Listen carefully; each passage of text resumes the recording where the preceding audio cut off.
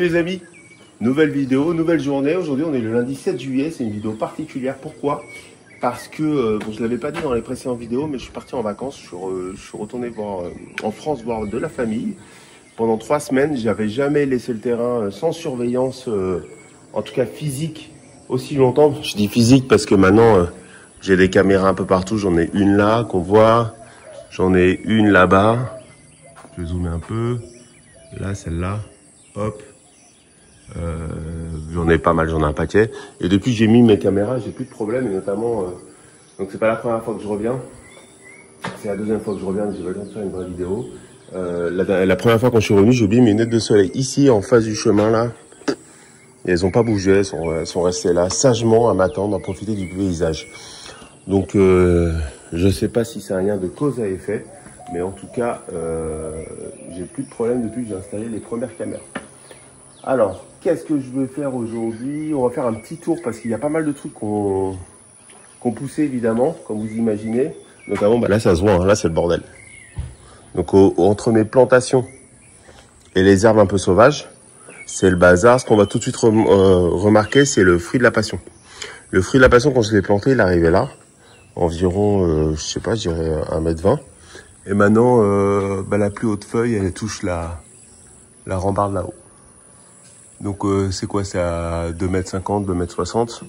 Donc ouais, ça a poussé en 3 semaines, 1 mois, farouchement. Donc j'espère l'année prochaine avoir des fruits de la passion. Je crois que c'est une variété locale que j'ai mise là. C'est des graines tout simplement que j'ai récupérées sur des fruits que ma femme avait acheté au marché. J'hésite à faire la même chose à l'autre. Pourquoi? Parce que hop, j'ai ramené ça. Donc de chez moi, j'avais comment ça s'appelle, des bras de fruits du dragon. Bon, ça c'est un cactus qui ont été coupés par des ouvriers parce qu'on a installé un toit. Donc il reste la plante mère, mais ils ont coupé pas mal de bras parce que ça les gênait dans la mise en place du toit. Donc je vais en planter là et sur le terrain et je sais pas trop où encore. Et mon beau-père avait un surplus de langue de belle-mère. Donc je vais m'empresser de planter autour d'ici. Parce qu'en fait, ce qui se passe, c'est que comme y a de la place, hein, la nature déteste le vide, forcément, si vous plantez rien, ça laisse de l'espace pour d'autres espèces pas forcément désirées pour s'installer. Et le challenge que vous rencontrez, c'est par exemple, bon là vous voyez le pied du fruit de la passion, maracuya en espagnol, c'est mêlé avec tout un tas d'herbes. Donc quand vous désherbez, il faut y aller avec précaution. Ou par exemple, un autre exemple que j'ai bien galéré, donc il y a cette plante là qui est entourée d'herbes sauvages, c'est un peu embêtant. Il y a celle-ci, regardez, ça c'est des lys.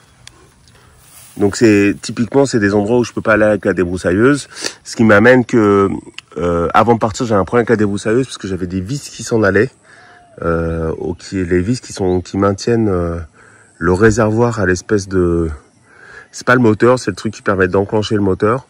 Je vous mets une photo là. Si je pense que oui j'ai. Et du coup, je l'ai emmené avant de partir. Non, je l'ai emmené à mon retour, rapidos pour qu'il me la remette, qu'il me l'ont remis. Et jeudi, j'ai tondu, j'ai débroussaillé 3 semaines.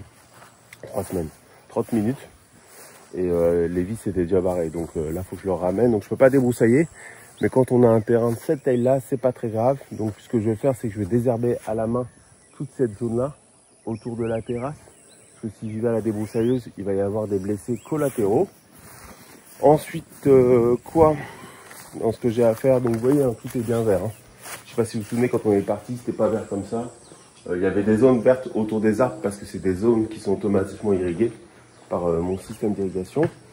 Mais tout le reste était un peu grillé, évidemment, aux sorties de la saison sèche. Mais voilà, dans les autres points notables, il y a le bassin. Donc j'ai quelques pots renversés. Et probablement peut-être au fond, j'en sais rien. De mémoire, je peux pas dire. Qu'est-ce qui s'est passé? Alors ces petits-là, ça peut être soit les chiens qui viennent se baigner là, se rafraîchir, soit on a eu 2-3 jours de pluie très intense. Et ça a dû faire mal aux plantes en fait. Parce que ici, quand ça tombe fort. Donc il va falloir que je retourne dans le bassin pour enlever les petits cailloux qui étaient dans les pots qui sont retournés. Et surtout que je trouve un moyen de caler les pots de façon à ce qu'ils soient plus stables, donc peut-être en mettant des pierres autour. Le challenge, c'est comme l'eau elle est pas transparente, quand je mets le pot au fond de l'eau, je vois pas forcément le pied, donc c'est très difficile de mettre des pierres autour. Voilà pour le bassin. Là, le petit potager, il y a tout ce qui est curcuma. Ça, c'est le curcuma qui est super bien sorti. Ouais, j'en ai deux familles, une ici, une là. Bon, ça, c'est le vaporeux, mais le vaporeux, en saison sèche, il tient la charge. Et on a le gingembre par là qui est caché. Caché, là. Hein, ça devient la forêt. Où est-ce qu'il est? Ah, il est là, c'est ça. Ça, c'est du gingembre. Là, vous voyez, ça, cette tige-là, en dessous, il y a du gingembre ici. Donc, il aura plus de mal à se développer parce que là, vous voyez tout de suite que c'est assez dense. Je garde ça, c'est un gros tournesol sauvage qui a poussé là. Et je le garde pour deux raisons. Déjà, ça fait de l'ombre sur les basiliques qui n'aiment pas être en plein soleil et encore moins dans un climat tropical. Et en plus, ça attire certains ravageurs qui vont plutôt aller sur le tournesol, certaines chenilles qui vont plutôt aller sur le tournesol que dans mes plantations. Et puis après, la troisième raison, c'est que ça fait un paillage assez sympathique. Sinon, voilà ce que je vous avais dit. Hein, ici, j'avais débroussaillé, j'avais commencé à débroussailler, tout content. Vim, vim. Après, c'était un petit peu difficile parce que l'herbe est assez dense, mais ça tournait bien. Et puis, au bout de 30 minutes, je me suis rendu compte qu'il y avait des vibrations particulières. Et quand j'ai regardé, j'avais plus le... il me manquait certaines vis. Bon, donc du coup, aujourd'hui, je vais essayer de passer pour qu'il la remette d'aplomb et qu'il corrige ce truc-là. Sinon, regardez ce qui est sorti. Regardez ce beau bananier. Il m'a sorti ses bananes. Donc pour le rappel, le bananier, c'est pas un arbre, c'est une herbacée, donc une grosse herbe. Quand ça sort sa fleur, je sais jamais si c'est la fleur mâle ou femelle. Enfin, vous voyez que là, ça c'est la fleur. Des fois d'ailleurs, la fleur vous la trouvez dans le commerce, ça c'est comestible. Donc il y a une pétale qui s'ouvre. Et là dedans vous avez les organes qui apparaissent. Ça c'est pollinisé et du coup vous voyez ça fait des bananes au fur et à mesure. Et c'est pour ça que vous avez des régimes de bananes. C'est pour ça que quand vous voyez un régime de bananes, c'est comme des étages. C'est qu'en fait chaque étage correspond à une pétale qui s'est soulevée. Une fois que votre bananier il a donné, vous n'avez plus qu'à le couper. Parce qu'il va donner une fois et après il est voué à mourir. Donc pour éviter d'envoyer trop d'énergie dedans, pour rien, une fois que vous avez récolté, vous couchez le bananier, vous le coupez en morceaux et ça fait un bon apport nutritionnel pour vos bananiers qui sont des herbacées très gourmandes.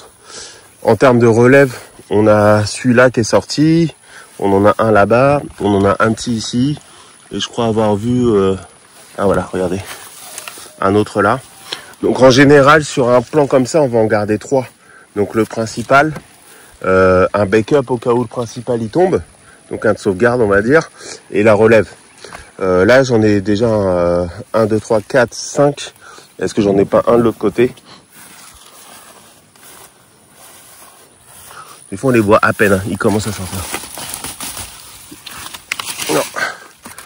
J'en ai 5, donc je vais sûrement en enlever un quand j'aurai le temps. Je vais le mettre je sais pas où j'aurai de la place. Dans les autres faits notables, j'ai mon figuier là-bas qui est couvert de figues. Donc lui, il a commencé à produire en novembre. Donc on est en juillet. Ça fait 7, 8, 9 mois que toutes les semaines j'ai des figues. Regardez. Et là il est couvert de figues. Donc en fait il en produit de plus en plus. C'est-à-dire qu'en novembre j'avais une dizaine de figues, un peu moins d'une dizaine de figues sur l'arbre. Et puis entre temps il sort des tiges et sur chaque tige qu'il a sorti il va mettre des figues. C'est assez fascinant. J'avais jamais vu un arbre fruitier en fruits comme ça aussi longtemps. C'est marrant. Sinon dans les phénomènes bizarres, j'ai ce truc là qui est apparu pas loin du figuier. Donc au début je croyais que c'était du caca. Regardez. Mais en fait non, je pense que c'est un champignon ou... C'est un champignon. Là. Regardez. Ça a l'air, c'est un peu noir à l'intérieur, je sais pas ce que c'est. C'est vraiment bizarre. Et j'en ai un peu partout là, mais vraiment autour du figuier, comme si c'était un insecte qui avait pondu. Et là. Non, là c'est une pierre par contre. Hein, ça imite bien la pierre, c'est juste que c'est plus friable. Et non, c'est pas du caca, on en est sûr. Quoi d'autre? Quoi d'autre? Ouais, bah j'ai mon autre bananier là-bas qui m'a sorti. Alors jeudi quand je suis arrivé, il y avait juste la fleur. Mais maintenant les bananes commencent déjà à se former.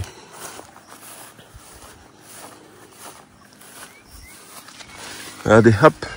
Donc jeudi il y avait juste la fleur et puis bah maintenant il y a des bananes. Alors ça, c'est la même variété que celui que je viens de vous montrer. C'est un rejeton pour être honnête.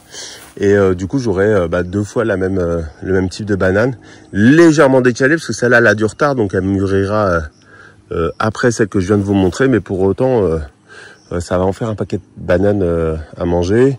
Donc vous voyez deux rejetons qui sont sortis là, à peu près comme ils font la même taille, donc on imagine à peu près en même temps. Je vais peut-être qu'on garder qu'un seul. Et voilà, hein, le bananier c'est un fruitier qui est facile à reproduire. Il n'y a pas grand chose à faire pour que ça se reproduise. Ça c'est un avocatier si je dis pas de bêtises. Alors dès que la saison des pluies arrive, ça c'est l'enfer pour nous ici. Des espèces de lianes qui peuvent étrangler vos arbustes au fur et à mesure. Et d'ailleurs vous voyez là donc c'est pas du tout passé. Et donc quand vous regardez ces herbes là par rapport à ça c'est un myrtillier. Si je dis pas de bêtises, voilà, un myrtillier.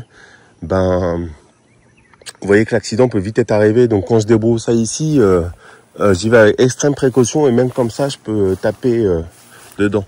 D'ailleurs, du coup, pour ceux qui ont regardé ma vidéo sur la syntropie, vous voyez que c'est un des challenges. Vous allez voir, c'est un des challenges de cette nouvelle pratique, de cette pratique. C'est que vous plantez tellement d'espèces que déjà, faut que vous, quand vous débroussaillez ou entretenez votre terrain, vous les identifiez. Vous sachiez identifier que c'est vous qui l'avez planté et que c'est pas une herbe sauvage. Et deux, la proximité de toutes les espèces fait que des accidents, quand vous donnez un coup de machette ou quand vous allez débroussailler, peuvent vite arriver et vous allez enlever des espèces que vous-même vous aviez plantées. Mais c'est comme ça, hein, franchement, même moi qui ai l'espace entre les espèces, des fois ça m'arrive de couper un truc que j'avais moi planté, quoi. Le combava, donc que j'ai pas mal récolté, donc là il lui reste quelques fruits quand même. Mais j'ai vraiment beaucoup récolté. Je suis assez agréablement surpris de revoir des fleurs et des petits fruits se former. Il y a des grappes par-ci. Il y a un petit fruit par-là. Où est-ce que j'ai vu J'avais vu... ah voilà. Là aussi, par exemple. Là, on voit une grappe de fleurs. Donc ça veut dire que potentiellement, je vais avoir une nouvelle série de combava. Mais ça a l'air... franchement, par rapport à la première floraison qui était hyper dense, c'est plutôt anecdotique. Là, on voit aller à tout casser une dizaine de nouveaux fruits, alors qu'au début, quand ça commence à fleurir, ça nous met tout de suite 30-40 fruits, alors que l'arbre, il a quoi? Il a 2 ans, quoi. D'ailleurs, c'est un truc qu'il faut que je regarde, c'est comment faire des boutures de cet arbre-là, parce que ça a l'air de bien se plaire à Mérida. Sinon, quoi d'autre? Je suis allé voir mes cocotiers. Alors là, c'est un des premiers cocotiers que j'ai planté. Enfin, les 2 premiers cocotiers que j'ai plantés, ils sont là. Il y en a un là et un là-bas. Vous voyez que celui-là, là, il commence à prendre de la belle ampleur. Après, j'ai encore le temps pour regarder notre coco. Mais ça pousse bien. Là, il a l'air de s'y plaire. Et pourtant, vous voyez son voisin qui a été... ils sont à quoi 2 mètres les uns des autres. Il est très très en retard. Donc comme quoi, des fois... ça veut rien dire. Vous pouvez planter tout ce que vous voulez. Ça va prendre le temps que ça prendra. Ou parfois ça ne prendra pas.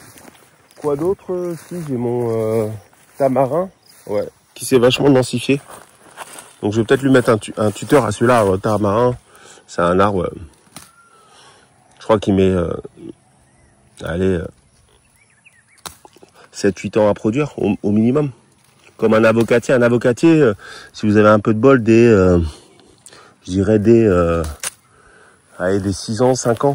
Vous pouvez produire si vous avez les bonnes conditions. Un tamarin, déjà, normalement en théorie c'est 10 ans. Donc avec un climat comme celui-là, allez peut-être 7-8 ans. Je peux gagner peut-être 2 ans. Mais bon, du coup, faut vraiment pas être pressé, quoi. Après, je vais vous dire un truc, un petit secret. C'est que je m'en moque parce que le tamarin, c'est vraiment un fruit que j'aime pas du tout. Je l'ai planté parce que ma femme, elle aime ça. Mais moi, j'aime pas du tout le tamarin. Donc on en a planté qu'un seul. Faudrait peut-être que j'en plante un deuxième parce qu'un accident est vite arrivé. D'ailleurs, j'en avais un avant qui poussait bien, puis du jour au lendemain, il est mort. Ça, c'est mon petit arbre à litchi. Rien à dire, il s'étoffe. Le litchi, je sais que c'est un arbre qui est assez dur à faire donner en fait. C'est un peu comme l'avocatier, il y a certaines fois il va jamais donner. Le litchi, il est assez sensible, il n'aime pas les engrais, il n'aime pas ceci, il n'aime pas cela. Il est un peu chiant quoi. Mais là, il pousse bien pour l'instant. Après, je sais pas si c'est normal qu'il s'étoffe au lieu de pousser en hauteur. Ça dépasse mes compétences. Pam, sinon petite surprise au niveau du... donc l'autre c'est un... Ah non, tout à l'heure c'était pas un myrtillier, c'était un mûrier. Et là, il y a un deuxième mûrier que j'ai planté et que, sous conseil du pépiniériste, que j'ai taillé à 1,80 m. C'est lui qui m'a conseillé de faire ça pour que ça se densifie, il m'a dit. Mais visiblement, ça fait des repousses en bas, des rejetons en bas, qui sont très forts, mais du coup, ça enlève de l'énergie pour faire, alimenter ça là. Donc, je vais lui demander, quand je le croiserai, je vais lui demander qu'est-ce qu'il en pense. Est-ce qu'il faut que je taille en bas pour que ça s'étoffe sur les côtés ou pas? Voilà.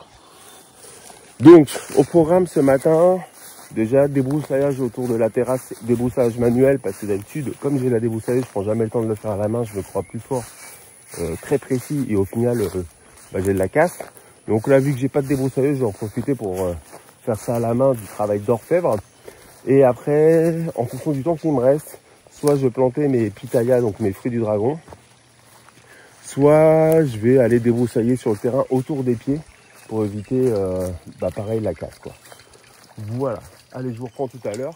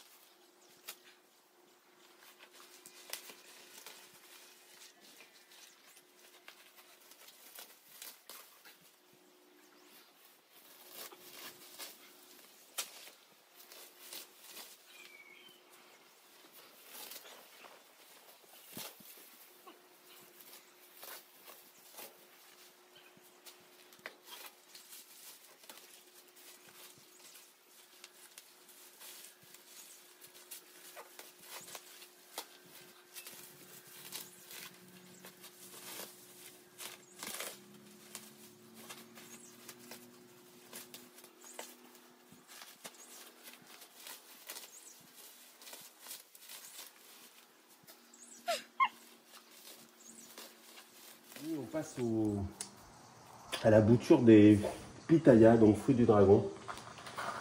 Ça se présente sous cette forme-là. Donc je vais essayer une bouture dont j'ai entendu parler, c'est-à-dire prendre des bras, un bras c'est ça, le mettre dans la terre, légèrement, enfin le poser sur la terre, le mettre à l'ombre, le laisser comme ça 1 semaine, 2 semaines, s'enraciner. Souvent les boutures que vous faites, on ne va pas pouvoir les mettre en plein soleil parce qu'elles vont dessécher. Il faut les mettre à l'ombre le temps que le système racinaire se fasse. Donc voilà, on va partir. Et du coup, qu'est-ce que j'ai rajouté? Moi, dans ma technique, je vais prendre un petit peu d'aloe vera parce que c'est quelque chose qui est reconnu pour favoriser l'enracinement et qui est antibactérien. Parce que si des mauvaises bactéries se mettent à la coupe, ça peut tuer votre bouture. Et j'ai pris également des tuyaux que j'utilise pour faire mon système d'irrigation, dont je vais me servir comme tuteur. Je vais essayer d'en mettre 2. Voilà. J'espère qu'ils ne sont pas trop lourds. Alors je ne voulais pas les couper spécialement pour ça, donc j'ai pris les plus petits tuteurs que j'avais. Voilà, on va voir. Alors, c'est parti. On essaie de prendre des bras de cette taille, on va dire de 40 cm à peu près. Si vous les prenez trop jeunes ou trop petits, ils vont mettre plus de temps à se développer, donc il faut prendre des bras plutôt matures. Donc là, j'en ai un parfait, qui est même peut-être un peu grand, qui fait à peu près 70-80 cm. Donc je vais d'abord le couper, et ça va me faire 2 boutures. Alors il faut faire attention parce que là, à chaque intersection ici, c'est des belles petites épines. Après, vous pouvez travailler sans gants si vous faites attention.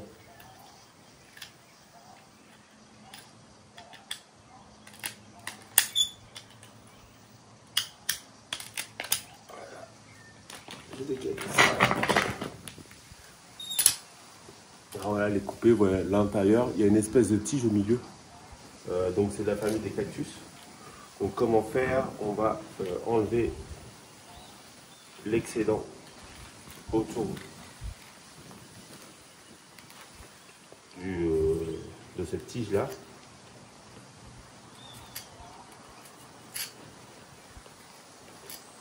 Voilà. Voilà, regardez, comme une pointe. Hop, ça je le trempais dans de l'aloe vera, donc la tige que j'ai faite, toute la blessure.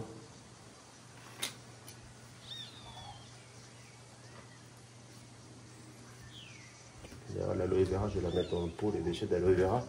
Ça, c'est un très bon engrais.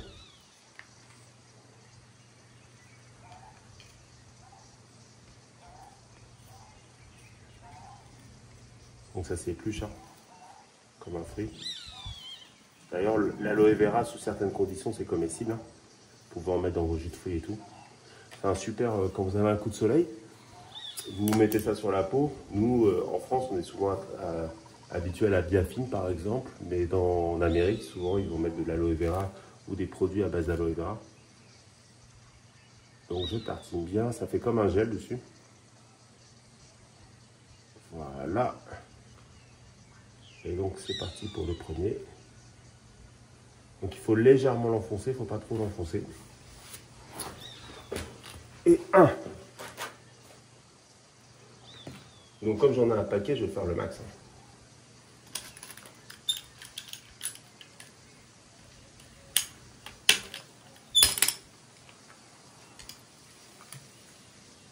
Vous voyez ça, typiquement, alors c'est pas des racines dans le sens où c'est pas des racines qui vont aller puiser des nutriments dans la terre, c'est plutôt ce qui va aider le cactus à se figer.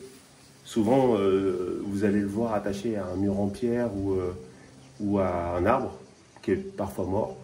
Ça va, comme s'enraciner dessus, ça va l'utiliser comme support. Comme ça met du temps avant de sortir ses racines et du coup se figer autour de son support, vous allez voir qu'on est obligé d'utiliser une corde pour le fixer et l'amarrer.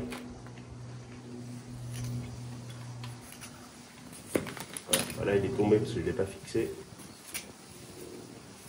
et qu'il y a un peu de vent. C'est pas méchant. Ce qui est important, c'est de ne pas trop l'enfoncer pour pas faire pourrir la tige. Donc là, on voit que je l'ai fait trop grand. Il est trop grand là.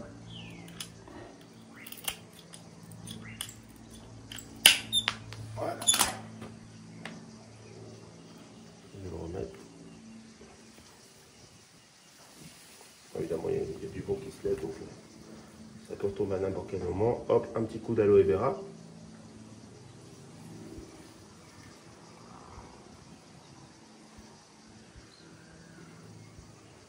Voilà. Je vais couper ce morceau-là. Voilà.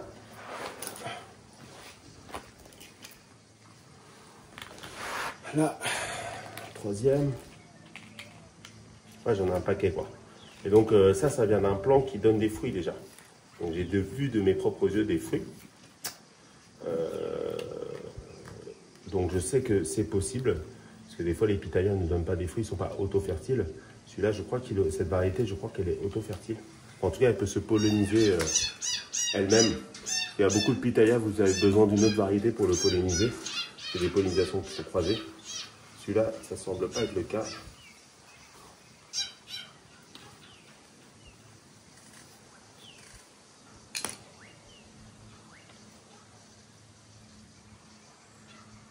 Alors c'est un petit peu gluant là, le verre. C'est assez marrant au contact. C'est pas désagréable.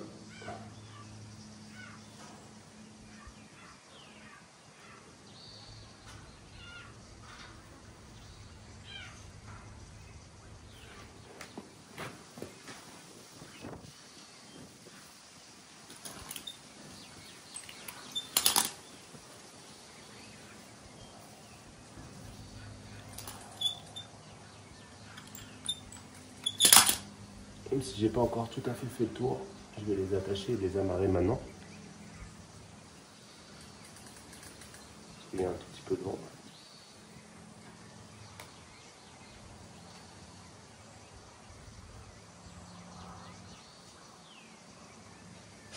Voilà.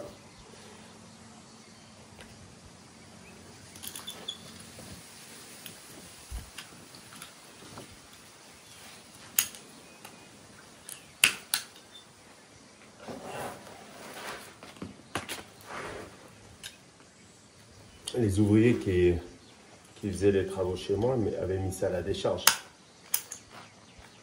Évidemment, ils n'en avaient pas parlé. Sinon, j'aurais réagi. Je me suis empressé de récupérer.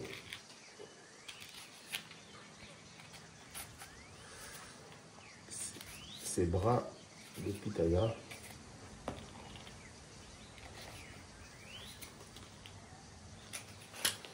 Je le fais trop long encore.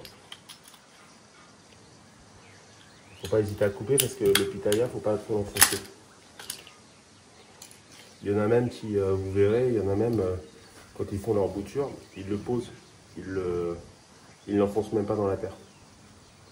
Moi, je l'enfonce légèrement, donc je l'enfonce de, ça fait quoi, un pouce, donc 2 cm environ. Parce que comme il fait chaud, il veut que ça reste hydraté. Par contre, je badigeonne bien généreusement de l'aloe vera sur toute la blessure. Et voilà.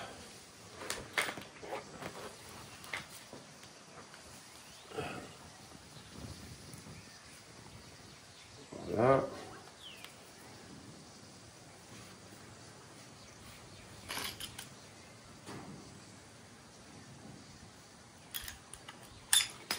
Un petit coup de ficelle.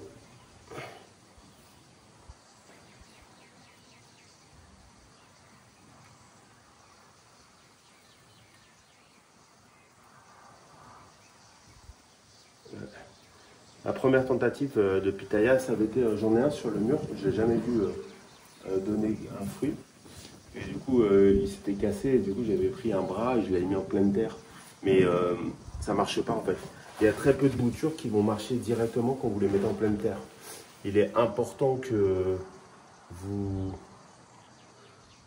mettiez vraiment les boutures que vous faites à l'ombre, avec de la chaleur évidemment, mais à l'ombre, parce que le soleil la sèche très très rapidement. Je vais en avoir plus qu'il m'en faut. Alors, ouais, ça va l'air pas mal.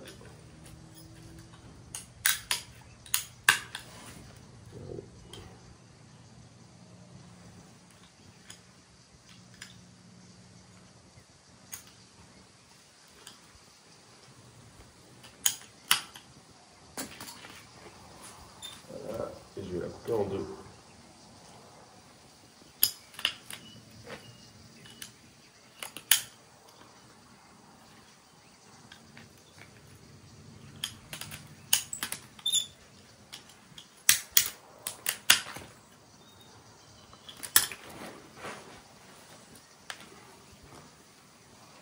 Donc je fais le maximum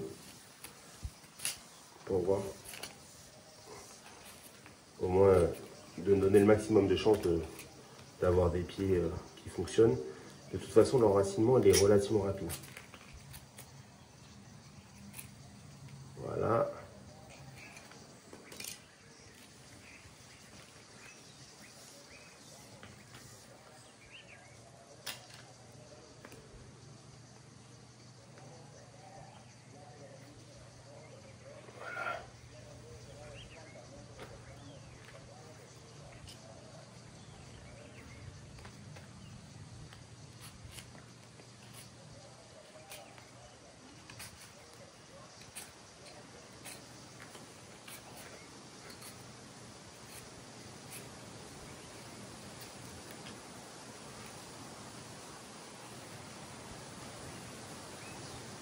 Voilà.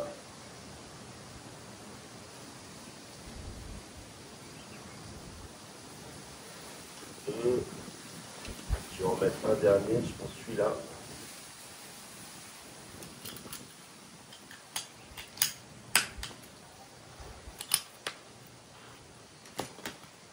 Ça tombe, c'est normal.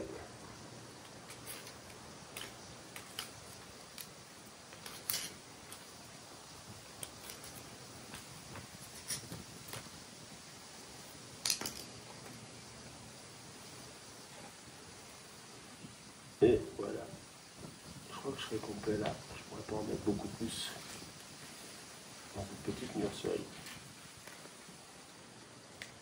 Alors comme c'est un cactus, c'est pas une plante qui nécessite beaucoup d'eau, donc ça c'est l'avantage. Je vais même la garder en intérieur, parce que je sais qu'en intérieur de la maisonnette, il fait chaud. Ça doit être aux alentours de 25 degrés je pense. Et le soleil évidemment ne tape pas dedans. J'ai pas de fenêtre panoramique, j'ai pas de baie vitrée. Donc les plantes ne sont pas à risque d'être en plein soleil en mode véranda. Voilà.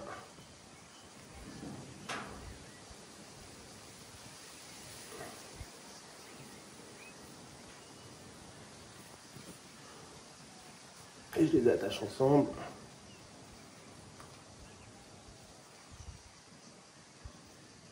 Pour garantir un peu la solidité quand je vais le déplacer.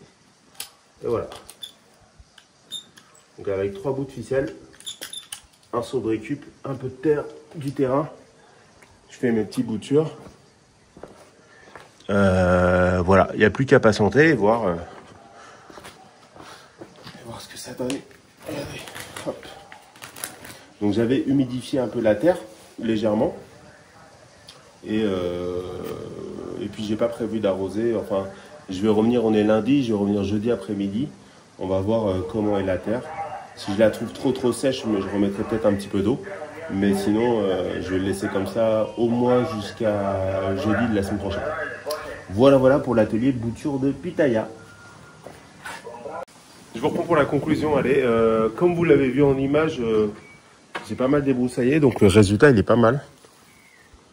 C'est pas parfait, parce qu'en fait comme tout est vert, c'est difficile de voir ce qui doit être encore débroussaillé. Donc j'aime bien revenir la fois d'après Et en fait, ce que j'ai déjà arraché sèche. Et du coup, ça permet de mieux voir les herbes récalcitrantes. Et là, déjà, c'est un peu plus clair. J'en ai profité, du coup, j'ai planté, alors c'est une sale tête, hein, mais j'ai planté les langues de vache ou les langues de belle-mère le long de mon chemin pour rentrer dans la maison. J'ai coupé les feuilles parce que c'était assez long. Bah voilà, ça faisait typiquement comme ça. Et du coup, ça tombait. Donc là, tout à l'heure, après la vidéo, je vais couper celle-là pour que ça fasse ça et que ça puisse tenir droit et que ça envoie pas de l'énergie pour maintenir ces grandes tiges qui sont vouées à disparaître et pour plutôt que ça me fasse des enfants. Du coup, d'ailleurs, je me rends compte que jeudi, quand je vais venir, je vais m'atteler à nettoyer le chemin. Donc là, c'est arracher. Pourquoi arracher plutôt que couper? Parce que quand on enlève les racines, ça repousse moins bien. Quand vous coupez, c'est ce qu'on a un peu vu dans la vidéo sur la Saint-Tropez, ça stimule la repousse du plant, mais aussi des voisins. Donc il faut éviter de couper quand vous avez le choix. Même si c'est plus fastidieux, il faut arracher. D'ailleurs, du coup, là, c'est pour ça que j'ai à la fois arraché et coupé certaines herbes ici pour stimuler mes plants. Hein. Regardez. Là, tu vois, j'ai dégagé mes nombrils de Vénus, mon petit aloe vera, mes langues de belle-mère qui étaient déjà là. Ça, c'est du lirio persa que j'ai dégagé pareil. Ça, c'est une plante, je sais pas, que j'ai piqué chez mon beau-père, je connais pas le nom, mais qui s'enracine facilement et qui va être couvrante, qui va m'empêcher d'avoir les autres herbes qui poussent. Donc là, paf, j'ai dégagé aussi, ça c'est le comment on appelle ça, le gentleman de la nuit. Alors il a pas beaucoup poussé pendant mon absence, mais il était recouvert d'arbres, donc je pense que ça lui a capté beaucoup de lumière. Ça fait des fleurs très odorantes. Mon petit fruit de la passion, je l'ai dégagé ici. Je l'ai même pas cherché à amarrer ce qui avait poussé parce que je me suis rendu compte que les nouvelles tiges, regardez, elles sont amarrées entre elles. Hop. Je vais peut-être voir quand il va arriver au niveau de la rambarbe, s'il arrive à s'amarrer de lui-même. Oh tiens, un gecko là. Marrant. En mode camouflage. Ah bah ils sont deux. Ici. Je vais voir si le fruit de la passion arrive à s'amarrer tout seul sur celui-là. S'il n'arrive pas, je vais fixer quelques branches et tout. Mais là, ça a l'air bien. Voilà, tout ça, ça a dégagé. Je vous ai montré en vidéo, normalement, les boutures. Donc, j'ai rentré le seau de bouture que j'ai fait. Il m'en restait plein. Donc, il y en a que j'ai mis là, en attendant, parce que c'est pas très grave si ça reste au soleil. Mais contrairement à ce que je vous ai dit, j'en ai mis un autour de cet arbre-là. Je me suis dit, sait-on jamais que ça prenne. De toute façon, j'ai pas d'autre espace pour les mettre et je suis obligé de les mettre ici en attendant. Et je me suis occupé du bassin. Le bassin qui était presque en zone de guerre. Alors, je pense qu'il y avait des deux. Il y avait des animaux qui sont rentrés dedans. Et les tempêtes qu'on avait eues, qui avaient fait quelques dégâts. Mais assez amusant, je me suis rendu compte que j'avais un nénuphar qui était sorti ici. Là, on le voit. Et je me souvenais pas avoir mis le nénuphar aussi proche du bord. Et il ressemblait étrangement à celui qui est là, que j'ai depuis le début. Ça ressemble vraiment à la même variété. Et en fait, je pense que, je sais pas comment ça a marché, mais il y a une racine qui est sortie, qui allait se déposer ici. Parce que c'est fixé ici, c'est pas dans un pot. Là, en revanche, moi, je mets tous mes plants dans des pots pour pouvoir contrôler leur croissance. Et du coup, je pense que ça s'est déposé là au gré des mouvemts. Et ça m'a fait un petit rejeton, donc c'est assez sympa. Je me suis occupé de quelques pots ici qui étaient renversés. Donc celui-là, là-bas, j'ai un Ave Paraiso, donc il fait des fleurs en forme d'oiseau qui étaient complètement renforcées dans le bassin. On voit la plante qui est couchée là. C'est cette plante-là qui est couchée. Je vais zoomer un peu. Là, celle-là qui est couchée. Mais il y a un rejeton qui aura été totalement immergé. Mais c'est ce que je disais avant, c'est que ces plantes-là, elles sont vraiment très solides. Si elles restent immergées quelque temps, c'est pas très très grave. Après, évidemment, à la longue, elles peuvent pourrir. Mais du coup, il y avait déjà un rejeton qui commençait à pointer. Donc lui, il va percer la surface de l'eau. J'espère que ça va me faire une belle fleur. Et puis, après, j'ai mis de l'engrais partout. Hein, mon fameux engrais que je fais moi-même avec des déchets verts. Surtout que maintenant que la saison des pluies a démarré, j'ai des déchets verts à profusion. Donc, j'arrache là où ça m'arrange. Et je mets à fermenter. Là, j'ai rajouté un peu d'aloe vera. Vous vous souvenez, on fait vachement d'engrais, on fait vachement de trucs avec l'aloe vera. Ça facilite l'enracinement, mais c'est aussi utilisé en engrais. Ça stimule beaucoup la pousse. Et du coup, là j'ai dégagé toute cette zone-là où j'avais commencé à planter. Là j'ai un petit aloe vera, j'ai de l'origan chinois. Et là ça s'appelle un chaya. C'est un arbre endémique dans le Yucatan où ils prennent c'est les épinards yucatecos.